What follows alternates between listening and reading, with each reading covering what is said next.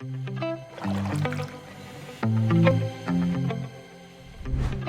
and welcome again to another episode of the Study UK series powered by AHZ Associates. Today I will be talking about international student accommodation in the UK. Stay tuned.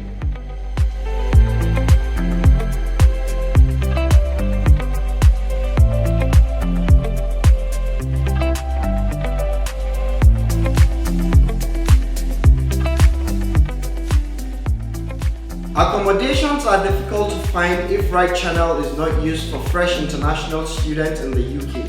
Normally, the biggest concern for international students is to get an affordable, adequate and sustainable accommodation while studying, right? Well, calm down. I have a small guide for prospect students like you on finding where to live in the UK while studying, as accommodation can be a priority. Most of the houses are vacant in June here in the UK.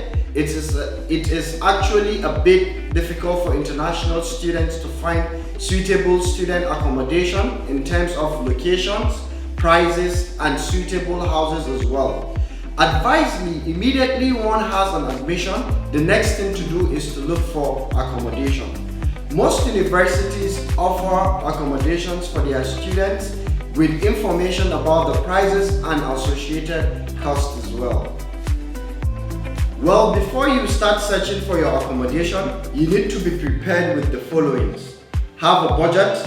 What can you afford to pay monthly? Selecting an area you want to live in, which is closer to your university. I believe this will save you a lot by reducing transport costs and distance to the university. Choosing a living partner. If you have any friend or relative living in the UK, or maybe you're coming with any of your friends or relatives to study in the UK, it's better off if you can rent an apartment or rent a flat together than getting a single room.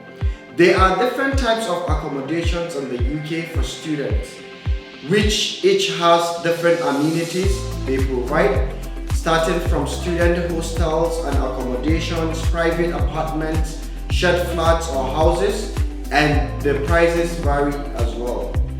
The documents needed to rent an accommodation differs as each has its own requirements. Like for student accommodations and hostels, you don't need a guarantor, but in private accommodations, you have to bring a guarantor before you can go into contract. And also in the student accommodations, you don't need to pay a deposit, while in private accommodations you have to pay a deposit before you can go into a contract. And also in private accommodations, you need to prove that you are a student, maybe with your BRP or your student letter from school, and also references from your previous rent if you've ever rented any property in the UK, and your bank statements. And then that's it, then you can go into a contract. As you can find accommodation through university accommodation or using a letting agency or searching online from a reliable website. Well, university hostels and accommodation are the best option for newly enrolled international students, as you will have your private room while the kitchen and the living room or lounge will be shared. Private dorms are similar to university halls in ways such as inclusive bills and shared spaces, but it can be slightly more expensive. Private renting is a viable option after your first year of study. It is wholly independent and comes with more responsibilities. So it's better off if you start with the student accommodation here in the UK. Some affordable areas in the UK are Derry, Northern Ireland, Bradford, Yorkshire and the Humber, Salford, Northwest, Sandwell, West Midlands, Coventry and Brighton, which all are averaging from £60 to £120 per week for a room in the hall of residence, which it covers all the bills.